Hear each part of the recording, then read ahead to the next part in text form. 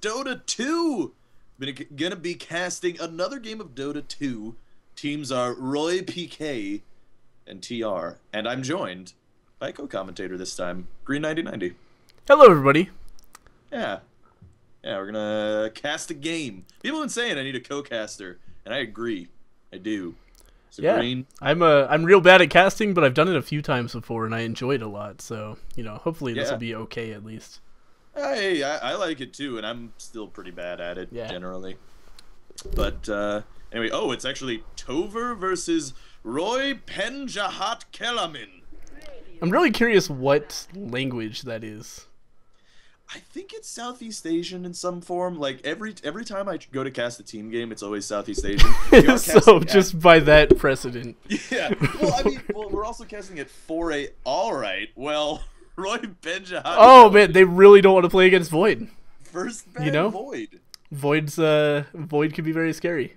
What are they going like first pick Alchemist or something? Hard carry? Recently I solo queued some captain's mode in ranked match, and my first pick on my team was Ricky. So it can't go much worse than that. Important to note, we're not viewing the highest MMR teams here. We basically just looked through the list and was like, oh, this one's starting in a minute. Yeah. Let's do it. So they ban out the OD and Nyx, which reasonable bans, a decent ban.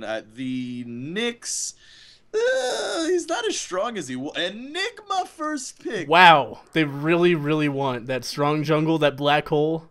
Yeah. And of course, Mirana first pick. Mirana's a hot topic because who played her in a pro game? Was it Sing Sing? Oh, Sing Sing plays a lot of Mirana. I mean, a lot of teams are just playing Mirana in general, so it's a good hero. It's a really good hero. Yeah, Mirana's great, but not normally a first pick, I think, but in the current pub meta, she's really big because of her recent win in a pro game. I forget what game it was though. I don't know. She's played. She's got to be one of the most played heroes. She's second most played right now. She's second most played behind Pudge. Okay, well, there you go. And it makes sense, too, because it's like Pudge and Mirana are very similar heroes in that they really are, yeah. You just got to land that skill shot arrow. It's hit arrow, win game, basically. Sing Sing Pretty style. much. Yeah. So, wow. Roy Penjahat has a pocket strat. They go Enigma Rubik because no one's stealing Black Hole from them. I guess they're basing their entire team around this Enigma.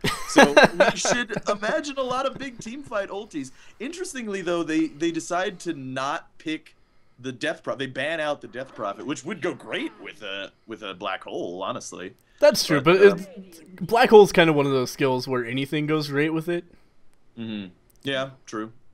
We'll see. I mean, both there are two ways to stop a black hole right now already with Mirana and Invoker. Yeah, give them the old cold like an easy arrow to stop a black hole. So yeah, they'll have to get a BKB on that Enigma pretty much as soon as possible. Yeah, he might have to rush the BKB, to be honest with you. He might even need to skip the mech because... Yeah, because otherwise he'll need to get, at a minimum, Mirana and Invoker in the black hole. Might even be more than that, depending on what they choose in the future. Yeah, definitely. Like, if they get any more lockdown, that Enigma is not getting off any black holes, which would relegate, the Rubik to getting the mech, and he's not a very good mech carrier. But we'll see. I mean, there's still more heroes to pick. Crystal Maiden, huge pickup of the year. She's a 6.79, man. I've been saying this since I was very new at Dota. CM is fucking overpowered as fuck. She's a really good hero. Very strong hero. Yeah. That aura. She got picked up more in 6.79 now because of the change to how Frostbite works. Yeah. So she can jungle super hard, which is great. That's good. I'm glad to see Crystal Maiden getting picked up. Yeah. Because it's a fun hero. It's a cool hero, and it's a fun hero to watch too. Yeah. That freezing field. If you get good freezing field kills, actually, I got a staff that does for Crystal Maiden that tracks freezing field kills, which is pretty cool. Still haven't freezing field. That's her Q, right? No, that's her ulti. Oh wow, I had never known the level or the name of her ulti. Earthshaker, Jesus. So they just are allergic to hard carries so far. Basically, right now, this is the problem with going first pick Enigma. and maybe Roy Penjahat will learn from this game, but every single hero on Yeah. can stop the Enigma from casting black holes. So, like, pretty much Enigma has to hit at least 4-man black holes minus whatever their last hero is, which will likely be their hard carry. So, we'll see. Also, Crystal Maiden, Earthshaker, great ganking pair. Yeah, that's very, huge. very They can just gank. walk around and kill people. Yeah, pretty much, and that's pretty much what's going to happen. So, they're probably going to pick up a safe lane farmer who can kind of chill on his own in the lane. If I had to guess, maybe a Razor or something like that, that can chill on his own in the lane. It's good. It could be good here. Roy Penjahat goes for the Weaver, which could be the safe lane farmer, could be the mid, could be the off lane, honestly. Yeah, Weaver's a really good pickup in Captain's mode just because of how flexible he is. So the enemy, well, there we go. Yeah, they've got a safe lane Lifestealer now. Yep. So now we've got off lane or mid Weaver, but in all likelihood off lane, if I had to guess. Yeah, what I was going to say is Weaver's one of those heroes that's kind of like an anti-ban because, you pick up the Weaver and the enemy team doesn't really know, okay, what do they need? Should we ban a mid? Should we ban a hard carry? He can be whatever they need. Right. I will say, as far as drafting is concerned, both of these teams are falling on the common trap in Captain's mode where it's like, oh, you know exactly what our lanes look like. There's no mystery here. A lot of teams like to I think one of the important things of like Goblax drafts are you have no idea what lanes they're gonna run pretty much game to game. Like and different players on Roxkiss rotate onto different heroes. It's kind of the power of DK too, where players can play any position on those teams. So there's a lot of. Now I will say this is a little bit of an odd pick with the Bounty Hunter. So that thing I said that's about their hard carry. Maybe it has to be. I think we're gonna have a safe lane farming Mirana as a safe lane carry. Yeah, that's been run more and more in the 6.79 meta. It is not the best. No, it really isn't because Mirana doesn't really have any carry ability. She's very much a mid-game killer. And they're going to pick up a Tiny. Okay, so it's off-lane Weaver, mid-Tiny, and safe-lane Lifestealer Rubik with a jungle Enigma. That's some pretty strong lanes, I have to say. Yeah. Tiny's going to have a tough time against the Invoker, though. I mean, generally speaking, you have a hard time against any ranged hero as a melee hero, but Tiny might have a tough time, at least in the early levels. Once he gets a higher level, he can burst down the Invoker pretty hard. Right. But we'll see. We'll see what their lanes end up being, honestly, too. I could be totally wrong. But let's just go ahead and introduce the players for Roy PK. Oh, actually, it is Beelzebub. I thought usually they get it wrong, They always mess up the name. But Beelzebub is going to be playing on the jungling Enigma, and Cyclops. These guys like all caps. Cyclops with a Z is going to be playing the Weaver in the offlane with a Bassy Tango. Tiny is going to be played by RXY, and Gen X. Oh, I'm sorry. There's still I shouldn't say the and because Gen X is going to be playing the Rubik, and Dubs is going to be playing the Lifestealer. Meanwhile, over here on TR, we've got Pac-Man on the offlane Mirana, QWERTY, or maybe safe lane Mirana, never mind. I'm not going to name out their lanes. But we got QWERTY431 on the Earthshaker, Lucky Ping on the Invoker, Turtle on the CM, and I1PSI on the Bounty Hunter. I think it's Piace. I think he might be Italian. Yeah. Okay. Yeah, you would know, I guess. Perhaps. Yeah. I did take. Bounty Hunter just sold. Whoa! Lucky Ping has 3 shared tangos to go into his lane with. Yeah, that's fairly common for an Invoker. I mean, I guess the pooling because he needs that blade of attack, right? Because he starts out with a pitiful 44 or 42 attack damage, so he really needs that. Yeah, and he, generally the build on Invoker is the Blades of Attack and the Tango, but with the shared Tangos, he can get 2 more points in stats, which is good. He does go for Exort first, which is I don't want to say an uncommon build because it isn't. I mean, generally for the past year, basically since the Invoker nerf, Exort is usually the build that you go on Invoker. But yeah, you want to get that Sunstrike, right? Well, yeah, it's the Sunstrike, but more than that, it's the damage, so that you can actually last hit in the lane. However, I will say, as far as competitive play is concerned, more recently, teams that have been running the Invoker have gone back to the old Quas Wex Invoker, which has way more utility than the Exort Invoker does. So For sure. we'll see. We'll see. I mean, Hani plays the Quas Wex, and he's basically the main guy who plays Invoker anymore. And these lanes are looking real weird. I think it might be an aggressive tri-lane with the Mirana, who's also pooled, by the way, and looks like she's rushing a Midas and a safe lane solo bounty hunter. So, yeah. Yeah, that's. I mean, you could. It makes sense. You could get the aggressive tri lane going with the Earthshaker and the Crystal Maiden, and they can run around. And like I was saying, actually, they need a safe lane farmer who can handle the lane on his own. And I guess they picked up the bounty hunter, and the Mirana. So that's their late game not looking very good compared to the Radiant side. Yeah, absolutely. So. Tiny by himself can just tear apart a team late game, and with the lifestealer as well, that's going to be a tough time for them if they let this go much past like 20-30 minutes. Oh yeah, that's gonna be a tough time. Yeah. By the way, look at this Rubik set.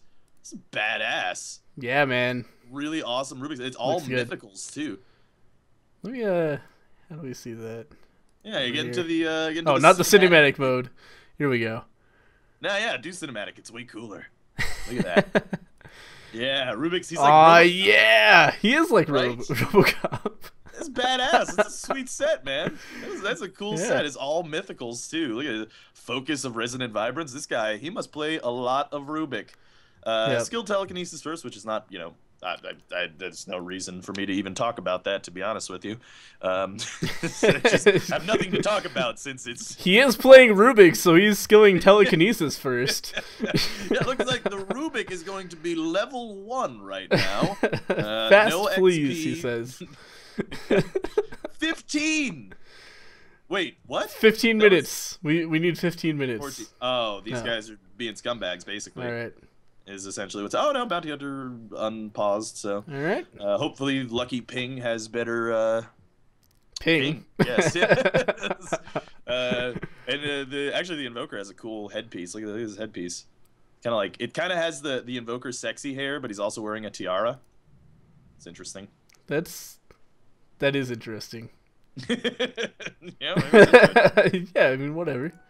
Bounty Hunter whatever you're into. Totally missed his block there. But yeah. It looks like the tri-lanes are going to dodge one another because they have to put the Lifestealer solo in the off lane. Yeah, they're sending Lifestealer solo off as opposed... I thought they had something that made more sense. Yeah, the Weaver would have made a lot more sense.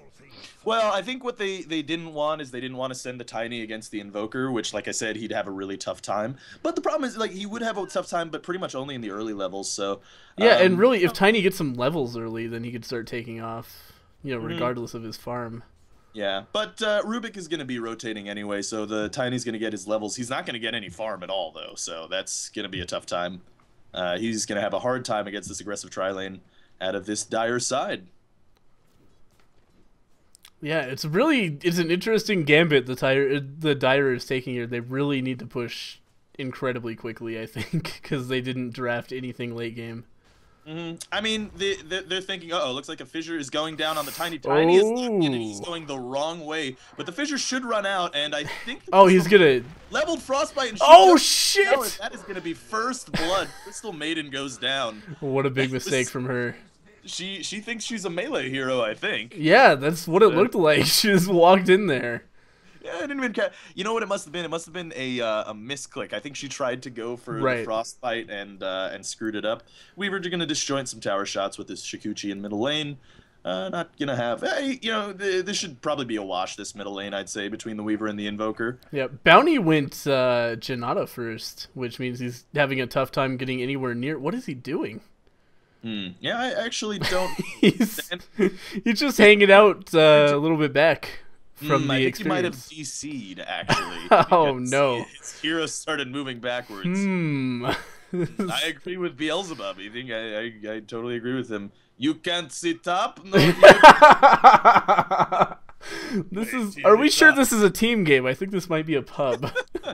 A team game. Team game. Micro skills. Micro skills. You know, he's making a new video. By the way, in case you guys don't know, oh, no way. The Dota Shitty Digest, which is famous in the Dota community. Fucking hilarious videos. You should look them up if you like Dota. I would suggest you look them up and watch them because they're amazing. Really good. Yeah, but he's apparently making a new video. Has made a new video in a year. So fantastic.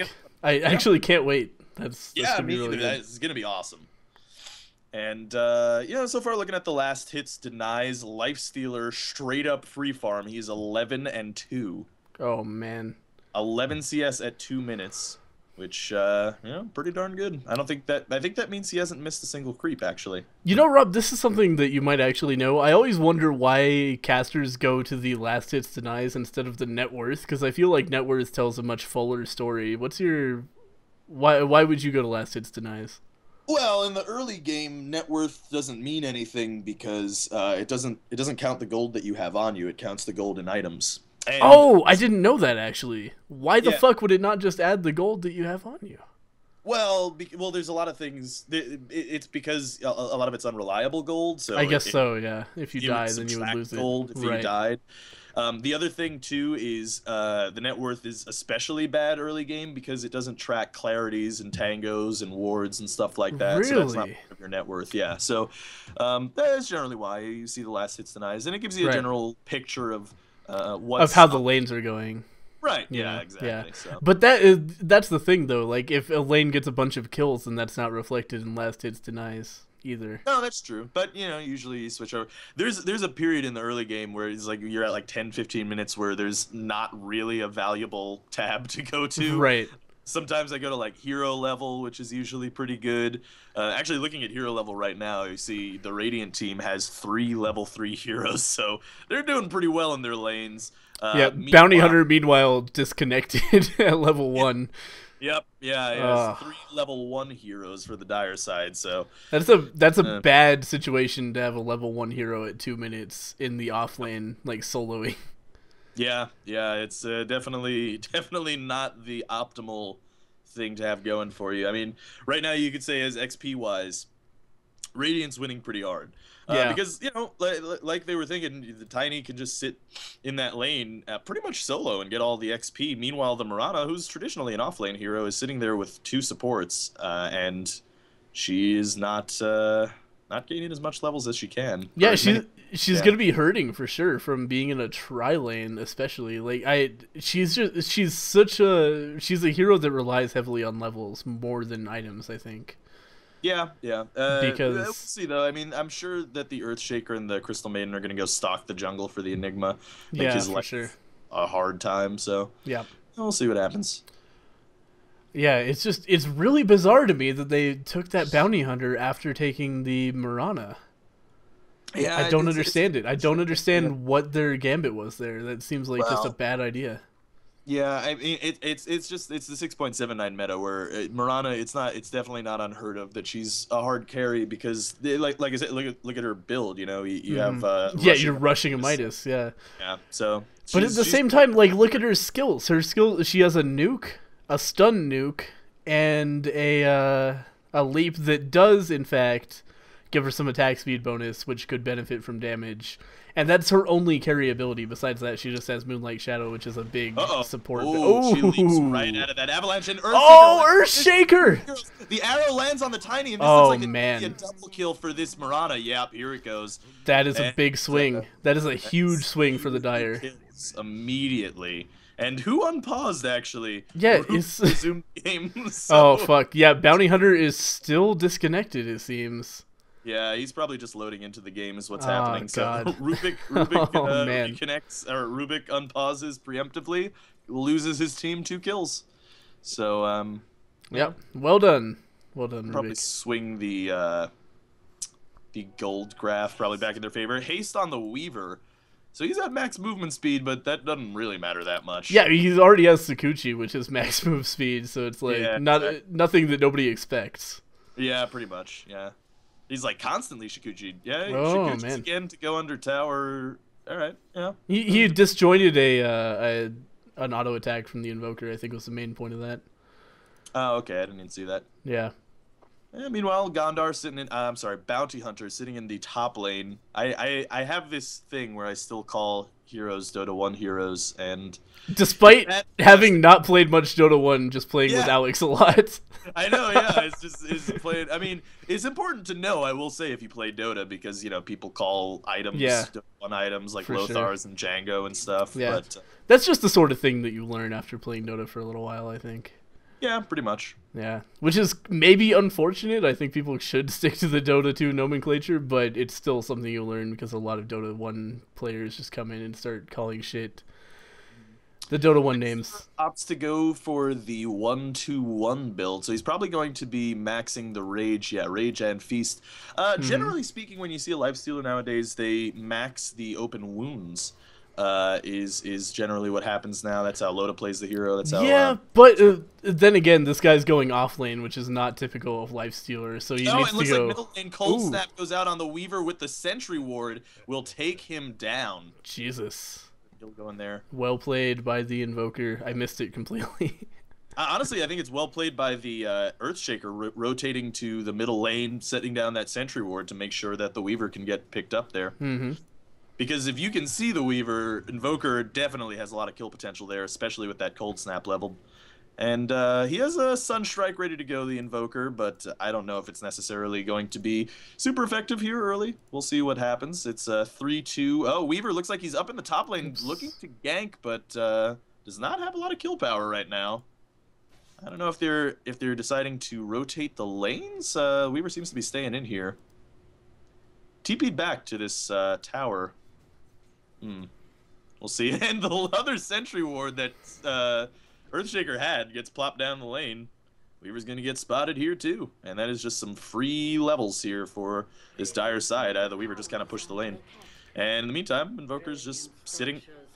Okay, a little bit of a preemptive fortify here in the middle lane. Yeah. Hitting the tower. That's a weird fortify. Yeah, this is interesting. So, I mean, fortify. Oh shit! Weaver is just diving under that sentry that he knows for a fact is there.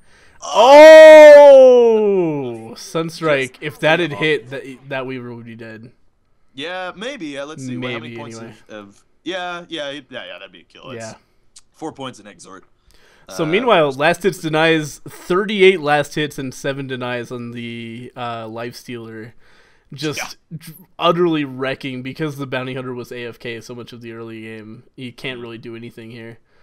Yeah, he's having a really good time. Bounty Hunter's not even really looking to walk in and he doesn't give a fuck. Yeah, which is an odd choice. I mean, yes, Lifestealer is a strong hero, and yes, open wounds. He could pop an open wounds on you, but that's not that big of a deal. Yeah, what you need to do as a bounty hunter in this situation is pop your Shadow Walk, get in there, and after Shadow Walk is off cooldown, then hit either the Lifestealer for some harass or preferably probably a creep to get a last hit and then get out of there. In the meantime, we actually missed a kill on. Oh no.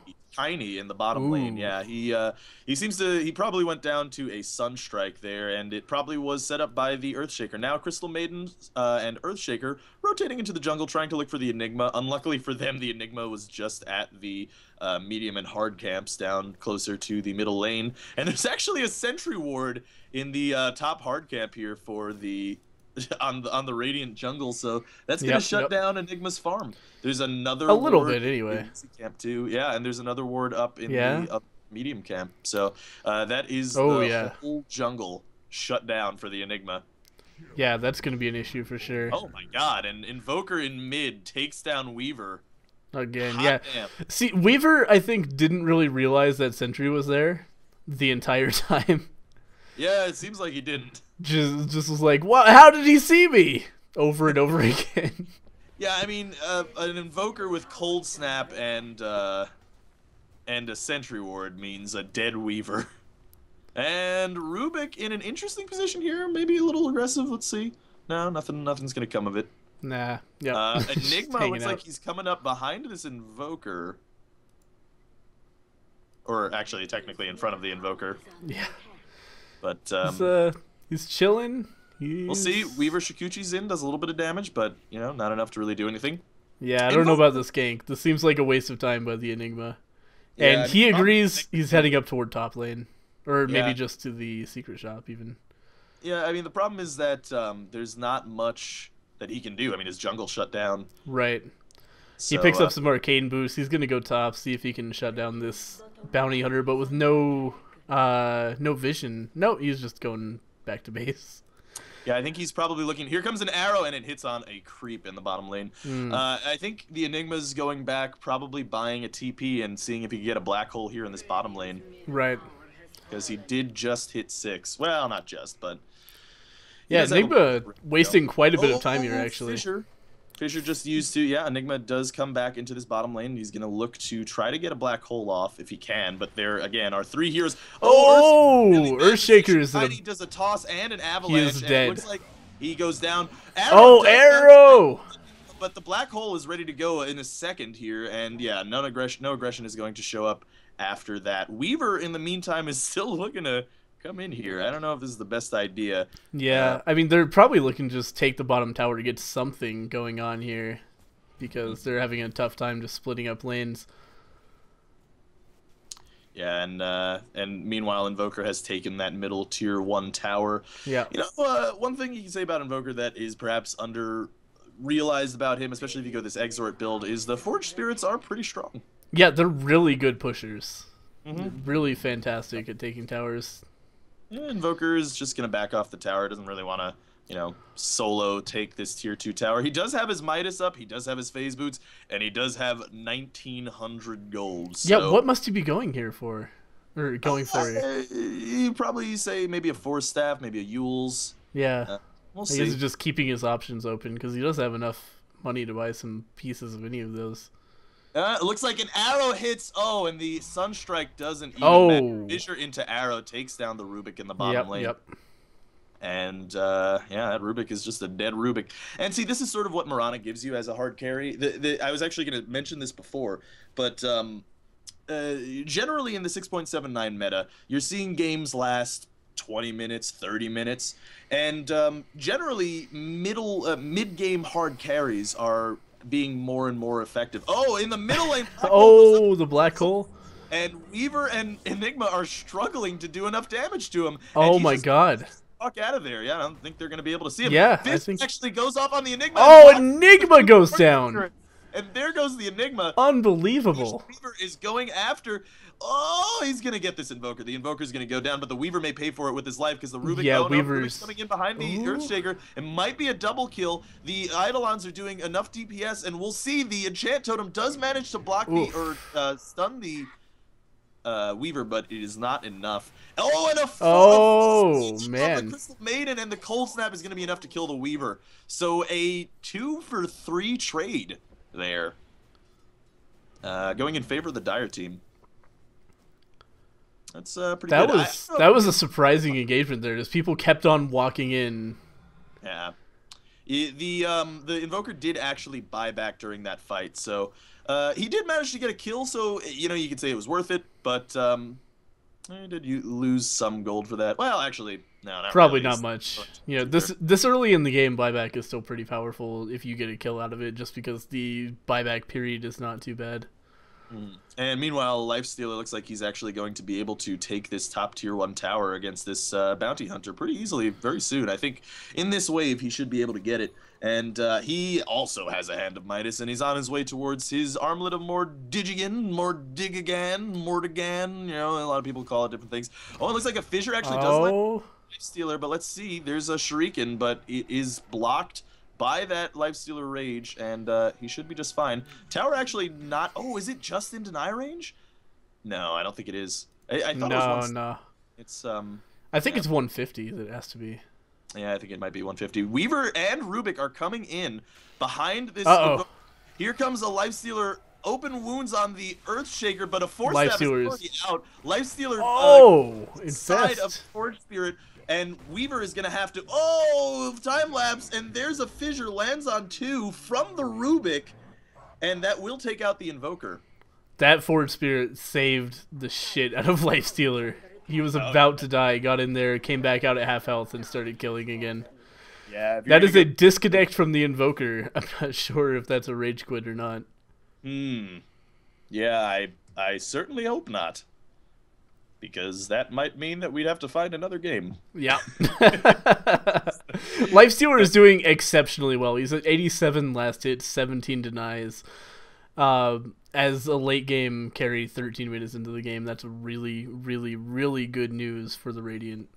That is very true. And the armlet is now picked up on him, so I thought he wasn't very far into it. I was very wrong. He was very far into it. He has the armlet ready to go at 13 minutes with a Hand of Midas and treads. So yeah, he's doing really fantastically. Yeah, I mean, generally what you say is like the best thing that you can do in Dota last hit wise is to have 10 CS a minute. Tiny usually goes in the bottom lane. And he is at 93 at 13 minutes, so he's pretty close to 10 CS a minute right now. Yeah, pretty much a perfect lane for him. That Bounty Hunter could do basically nothing to stop him. Ooh, arrow does not land on the Enigma. Let's see if they... No, they are not going to dive the tower. Invoker is still... He's still DC'd. Yeah, that could be an issue, for sure. That's certainly an issue. I mean, yeah, he was doing really well as well. He's got his Force Staff, he's got his Midas, he's got his phase boots. So, you know, I don't know if this Dire team expects him to not come back because he rage quits. I don't think he should. He's only got 2 deaths. Arrow does land on the Rubik, but I don't think there's going to be any follow-up, and it looks like the Weaver is going to probably be able to push down this tower with the... Yeah, this tower is going to go down. Unless they try to dive the tower. Let's see if they're going to dive tier 2s. No, they're just going to do some damage to the Mirana. They're still probably going to be able to take this tower just easily. Oh, Arrow does land on the Enigma, but there's not going to be any follow-up. Or is there? Crystal Maiden dives a little bit too far. Tiny tosses, and the Black Hole on a solo Earthshaker. Oh, and then the Enigma on the background is, or I'm sorry, the Invoker in the background. Oh, he's back? Yeah. Oh, Weaver! Oh, yeah, Weaver. Go down. Weaver dives too hard on that Invoker. I don't know what he was thinking. Yeah. But the Rubik does steal the Forge Spirits from Invoker, so he's pushing the lane with the Forge Spirits. Not really microing them, so it's going to give up some free gold, I think. Yeah, Invoker's going to get some free gold from his own Forge Spirits. That's 60 gold. That's a lot of gold. So, Bounty Hunter is going either a Battle Fury or a Shadow Blade. I don't like either idea. He has a Claymore. Yeah, I think he's going for the Battle Fury. It's gotta be a Battle Fury, right? Like, but I just don't know about that, man. I think objectively one of the worst items you could possibly build on a Bounty Hunter. And yet it's the pub meta. It's the pub meta all the time. Yeah, I can see the temptation just because he needs the mana regen, but at the same time, like, come on, man. Yeah, like, get a bottle if you need the mana regen. Like, yeah. 650. If you need mana regen, don't buy a 3,000 gold item. Buy a 650 gold item. Yeah. You know, like the thing is, and okay, I should clarify basically why I believe this and why it's generally believed to be true, at least in the community of people who you know attempt to or feign to know Dota. Oh, Arrow actually does land on the Tiny. Oh my god. Any follow-up?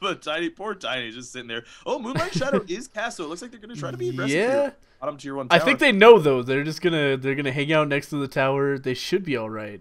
Oh, yeah. Rubik, what are you doing, man? Is Rubik in a bad position? Where's Rubik? What are you doing, Rubik? Really bad position. What are you doing, Rubik? Fissure does go down on the other end, and there goes. How is he not dead? In the back end. It's because they were focusing on the Tiny that also got killed. Oh. Crystal Cannon's in, and a Frostbite goes up. Arrow manages to miss, but Weaver's in there. Enigma's at low health. Let's see if the Crystal Maiden can take the solo kill. Meanwhile, Arrow does land on the Rubik, and Fissure goes down on the Weaver. Weaver's going to go down to this Cold Snap again. Oh, but he does manage to take the Invoker out before he does so. No, the Weaver actually manages to live through that fight.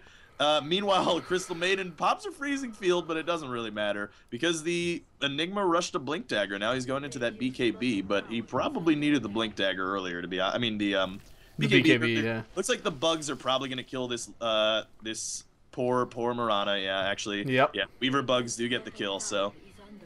We'll see. But Bounty Hunter and Earthshaker coming in. The Fissure is great because it locks the Lifestealer in. It means there's no DPS going on the Lifestealer, so it basically kind of just saved his life. So, Rob, at 18 minutes, this Lifestealer has Treads, Midas, Skull Basher, and Armlet. Oh, dear God. That is a disgusting Lifestealer. Yeah, that this is ridiculous amount of farm. This is really, really bad news for the Dire. I think Yeah. I hesitate to call it over, but Jesus Christ. Well, I will say, let's see, the gold advantage, yeah, is still in favor of the Radiant team by 4 or like almost 5,000. That's not. Yep. You can climb out of that, but the most farmed hero on the Dire right now is Invoker, and he has a Force Staff and a Midas and Phase Boots, which is just. Like these are gonna get called in here to the middle lane. Yeah. Oh, here comes the arrow. Arrow is gonna miss everybody. Yeah, gonna miss. That's all right. Miss Arrow don't win game. Oh, Cold Snap does go up on the Rubik, but he's got a Force Staff already. And that is a farmed Rubik, by the way, if he's got a Force Staff at 18 minutes. Oh my god, yes. That is quite a Rubik. Farm team in general. I mean, it's surprising considering they only have 2 towers. Black Hole does manage to go on just the Earthshaker. That's the second time in a row Earthshaker has been solo Black Hole. Oh, and the arrow was stolen by Rubik, but it doesn't actually manage to land. Oh, No. but a Cold Snap on the Lifestealer. Oh, Lifestealer's got to get out of there. And the Lifestealer He's not going to get out of there. Down. But the Lifestealer, the Bounty Hunter, is going to pay for it with his life. Weaver might go down, and he does destroy. Oh! Saves his own life. Is there going to be a Sunstrike? I don't know. Probably not. He doesn't look like he's invoking Sunstrike. He can't invoke anything right now. No, yeah, it's on cooldown. Yeah, I think the Weaver's taking the long path to try to avoid, but he did just walk past the Dire Sentry Ward. Let's see if the Invoker decides to go for it. Oh, this would be the greatest Sunstrike of all time, but no, he just brings up more forward spirits. He's going to try to push mid. Yep. It's a reasonable choice. It would be a very difficult Sunstrike to hit, to be honest. But... Yeah, Weaver is one of those heroes. With the Sakuchi, it's really hard to tell where he might be. Yeah, especially since I assume he's maxed Shikuchi. Yeah, he has. So he's Invoker's carrying around 3,000 gold. This guy really likes to hang on to his gold. Yeah, I mean, generally the thinking is, oh, Cold Snap up on the Rubik, but already got a Force Staff, so, you know, no big deal.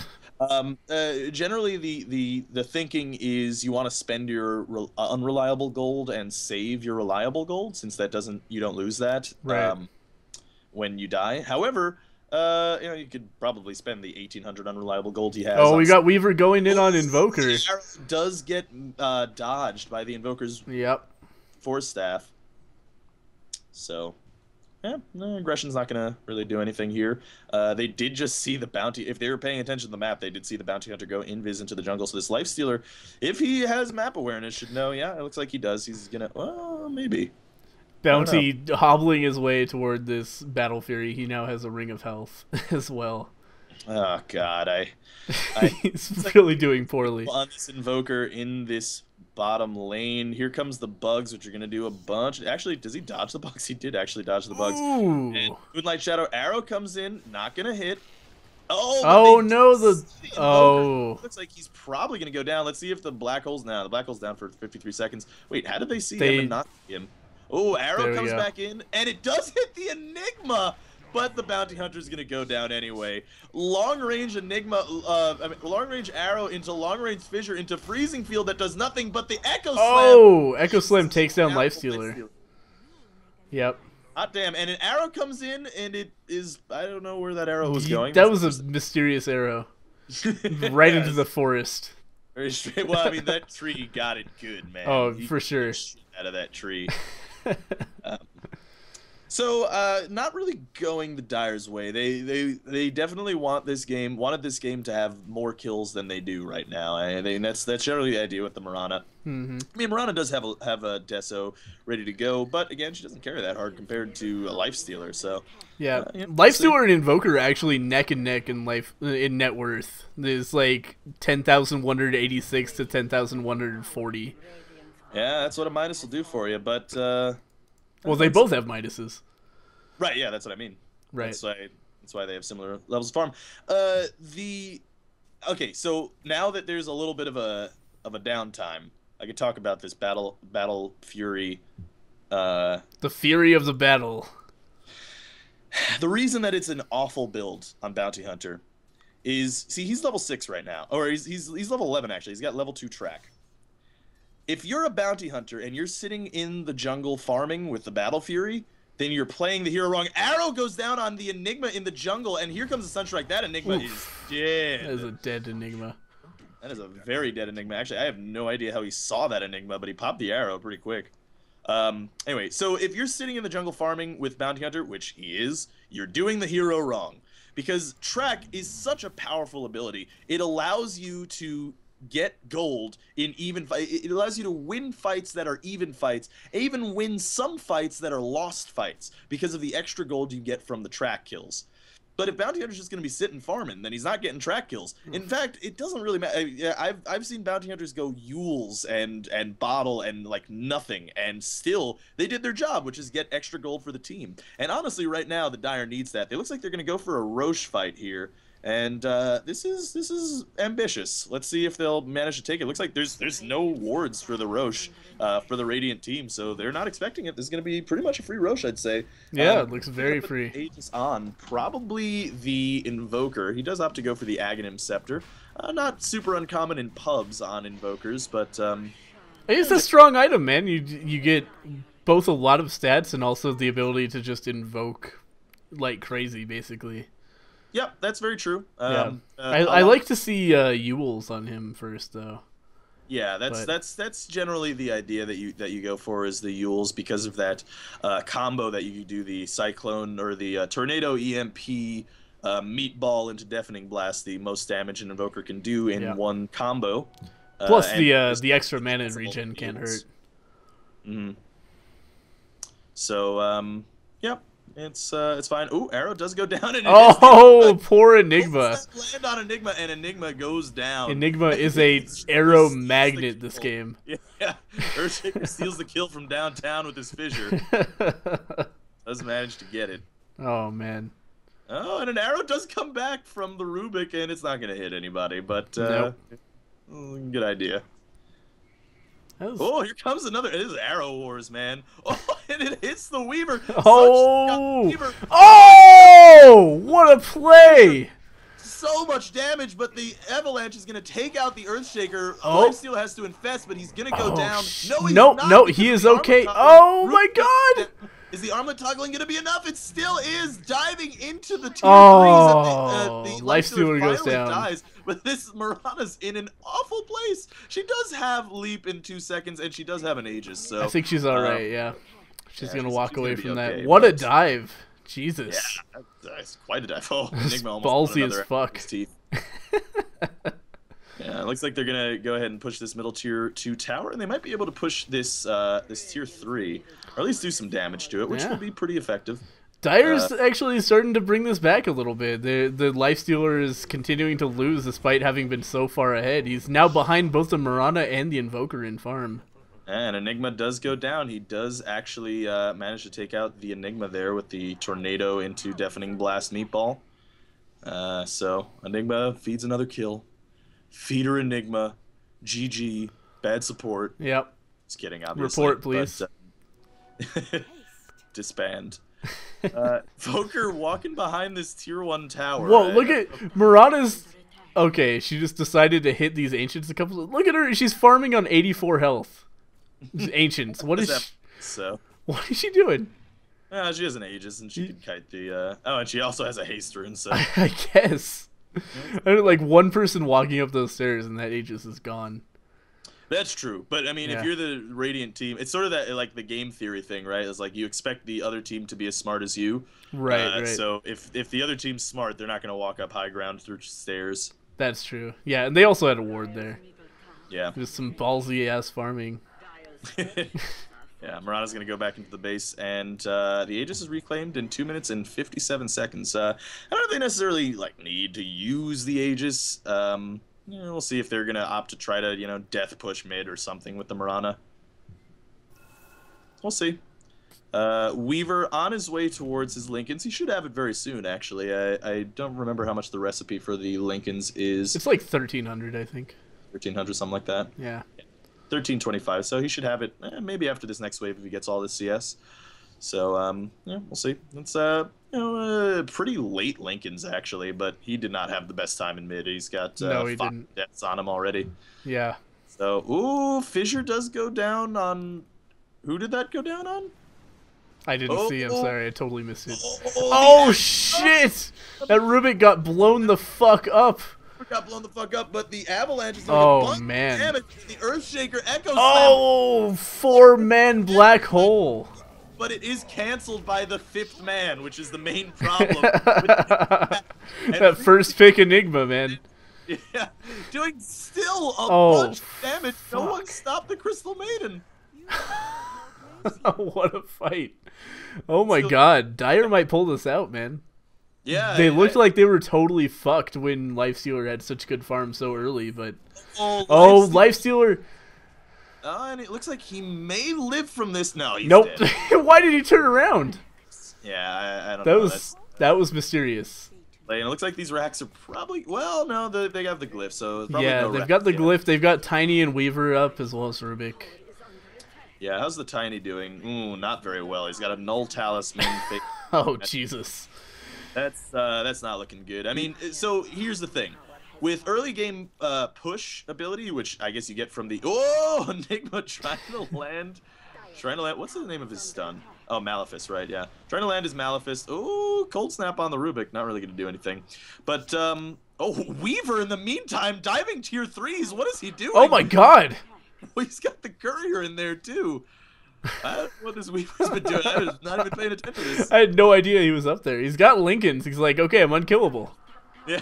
No single target abilities, no problem. Oh, and it looks like Marana actually does manage to take down the Rubik as well here in mid. They're just floating around this middle lane, just getting kills. Here comes some bugs. Let's see if the bugs will latch. Nope. Not quite. Here comes Malefice on the Enigma, or on the Invoker. Here comes an arrow. Oh, Enigma catches it.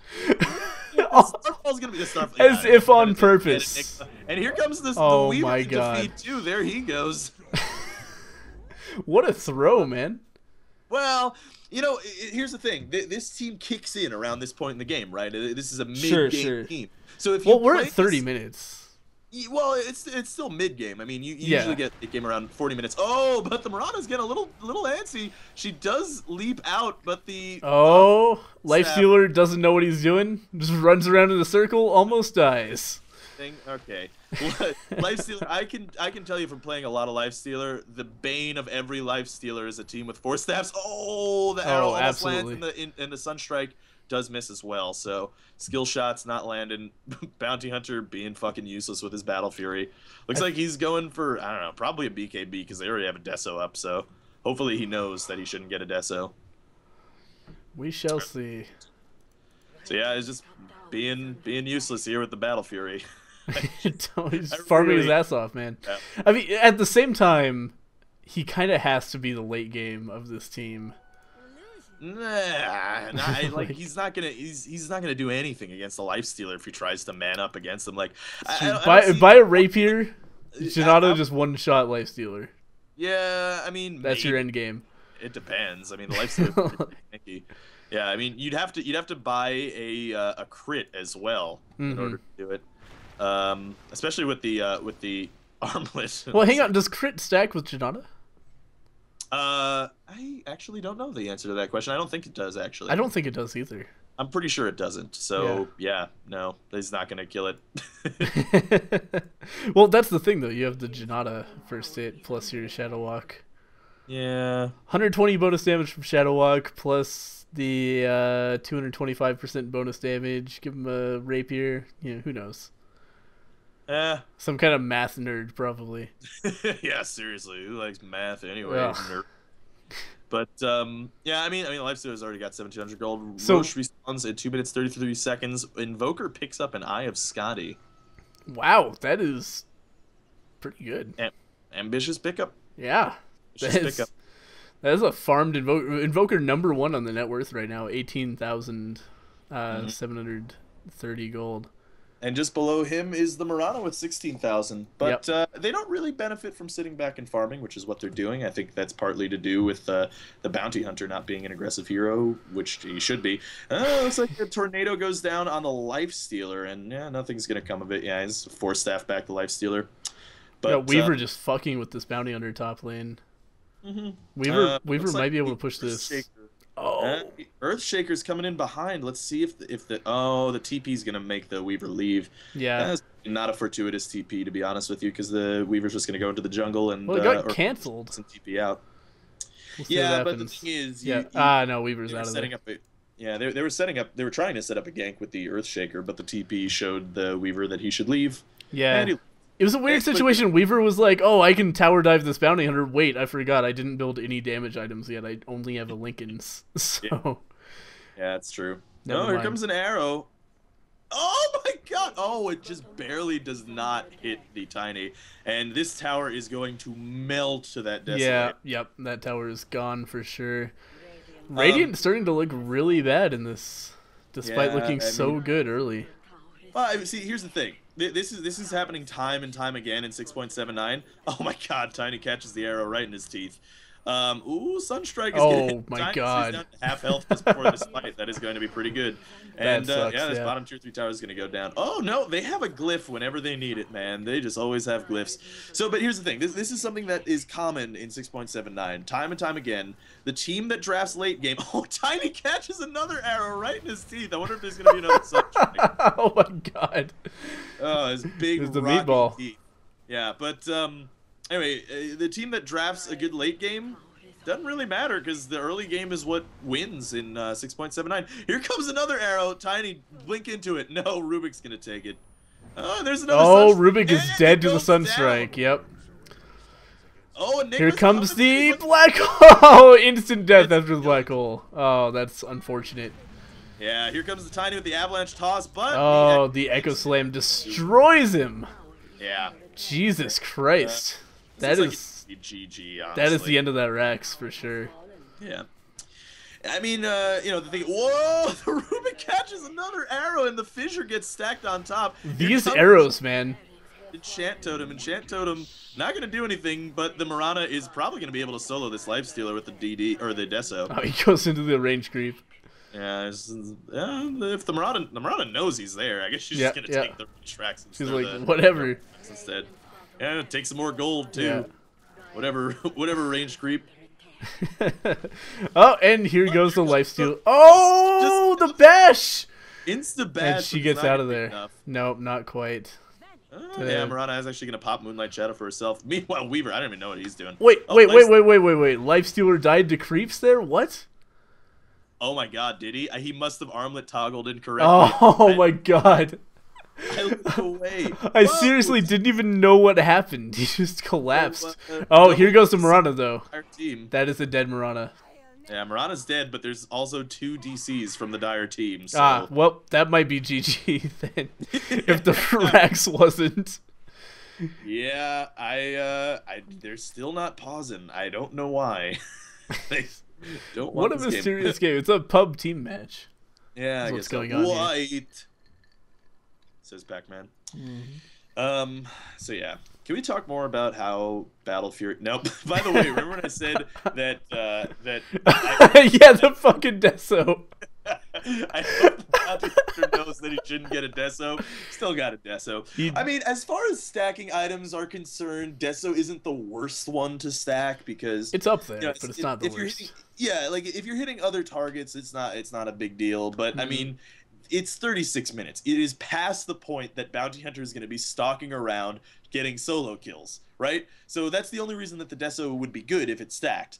He's got a Battle Fury Deso at 36 minutes. What does he do? It doesn't, like, if you had track in any of those fights, they'd be so far ahead on gold.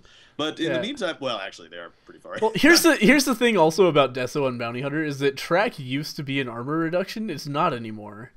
So like Deso is a much worse item than it used to be on Bounty Hunter, and I think it's kind of just sticking around in the pub meta because people don't realize yet that the reason the Bounty Hunter would build a Deso is because it stacks with track, and then you can get a shit ton of damage reduction and kill people. That's gone. That's been gone for a long time. Yeah, that's not true. that Deso is an awful early game item because it's still a lot of damage, so you can still get pickoffs with it, but it's just a pickoff item now. Yeah. I mean, it's especially relegated to a pickoff item now that the Mirana already has one, right? Because like if you have to be hitting different targets for that to be useful. Wow. Okay, look at CM's inventory. Oh, she rushed that. That's nice. And CM didn't even get a Midas. Yeah. Look at that. Fucking Scythe of Vice, Tranquils, and 2 Iron Branches. That is an man. inventory. That is gonna be so. they have 6 ways to lock down that Enigma for the black hole. Yeah, Enigma needs that BKB desperately. He has it. He does have the BKB, but he should have got it way earlier. Might be a little late, yeah. Yeah, it's that needed to be like first item out of Enigma. That could be the greatest save of all time for this game, though. Just like jumping in and getting a 5-man black hole BKB. Oh yeah, I mean if it goes late enough, 5-man black hole can be very powerful. And I'd love to see the Invoker get a BKB himself and sell that Midas, because he's gonna need to. Ooh, it looks like he's gonna go on this Weaver in the middle lane, but the Weaver does time lapse out. Yep, that meatball gonna do nothing. Just rolling along. Yeah, and sort of waste the mana. Yeah. It's not even like time. Bounty Hunter's like, I'm here, don't worry. I've got my second Deso, guys. I'm just gonna sit around mid invis. Yep. Oh, look, somebody's taking Roche. I guess I will help. Never mind. I really, really despise Battle Fury on the Bounty Hunter. It doesn't really synergize well with his role, for sure. Yeah, no, not at all. Yeah. I mean, you could get so many other utility items. Like, even if you got like a 4-staff Yules or something, that would be great. Let's see. Oh, here comes Weaver. Oh, Weaver grabbed that. His Sakuchi's. Oh man, just because of indecision, Weaver almost could have gotten that Aegis. Toss. And there's a lot of damage, but here comes Moonlight Shadow. They're gonna be able to get out. BKB popped on the Enigma, but it's too late. He's already taken too much damage. Cold Snap on Tiny, and without a BKB, that Tiny's gonna go down too. And Aegis does get popped on the Bounty Hunter because Bounty Hunter's useless. Invoker, in the meantime, fighting 2 heroes. Let's see if he's gonna be able to do anything about it. Weaver is coming in. He does. Oh, the arrow. And sheeped, and he goes down, as does the Rubik, and that is 4 for 1, which was the Earthshaker, I guess, who seems to be back now. Yeah, that's the shitty thing, because this whole like lockdown lineup for the Enigma is also really bad news for the Weaver. Yeah. Oh yeah. The Weaver is one of those heroes where he just relies on running around and time lapsing out of shit and Sakuchiing out of shit. If he gets locked down, he dies very easily and quickly. Looks like there's the Lifestealer dead. Lifestealer goes down to Weaver. Looks like he's gonna try to come in and man fight this Invoker, but he's not gonna be able to do it. Oh, Black Hole is ready to go, but it doesn't have a BKB. Let's see if they're gonna kill the Invoker. No, he QQ walks out, and he is gonna be just fine. And he's gonna walk he's back just walking around. Here comes an arrow, and it's gonna hit the. Oh! It just barely does not hit the Tiny. Deafening Blast up on Weaver, but he time lapses back out. Here comes the Enigma, ready for the Black Hole. He's got BKB up in 1 second, and it looks like he might use it. He's got a 3-man, but the Freezing Field left is ready to go. The Ether Shock goes down. Or I'm sorry, the Echo Slam, rather. Weaver gets killed on the back end, and... what was Invoker doing? Invoker walks back in with 20 HP, dies immediately. What did you think was going to happen? Whatever, he dies, buys back, and buys BT so you can come back in. Yeah, this game looks like it's pretty much over. That is the end of this game. Bounty Hunter 2, 3, and 8. I'm sorry, I don't. Fuck you, Bounty Hunter. Stop being so bad.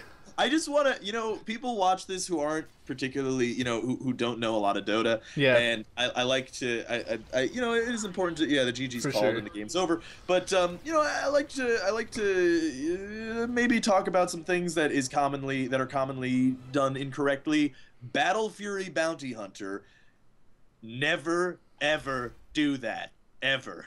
Just don't do it. It's a bad build. Please. I mean, at the same time, though, again, he was kind of his team's only late game hope. It's one of those situations where it's like, if you're Bounty Hunter and your team doesn't have a carry, then maybe. I mean, but at the same time, it's a bad idea. Look at he actually had the worst farm of his the only heroes. Yeah, he did an incredibly poor job, don't get me wrong. The Earthshaker and the Crystal Maiden, who didn't even have a Midas, almost beat him on CS. Yeah. So there's and Ali Bam Bam is inviting me to a party. Me too. Yeah. But anyway, yeah, that was a game of Dota that we just cast. Hopefully you guys enjoyed it. Thanks for joining me, Green, by the way. Yeah, thanks for having me on. That was a good time. I enjoy casting. Sorry I'm bad at it, but, you know. I'm pretty bad at it, too, myself, so I'm just trying to get better.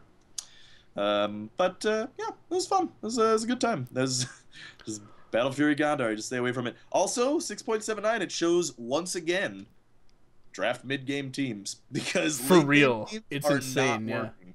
They don't work. Don't work right now. Definitely do not. Every hard carry in the game, every hard carry player in 6.79 is crying, which is why I don't play hard carry that much anymore. I mostly played Nature's Prophet because, man, you want to stay away from that. It is not fun. Not fun.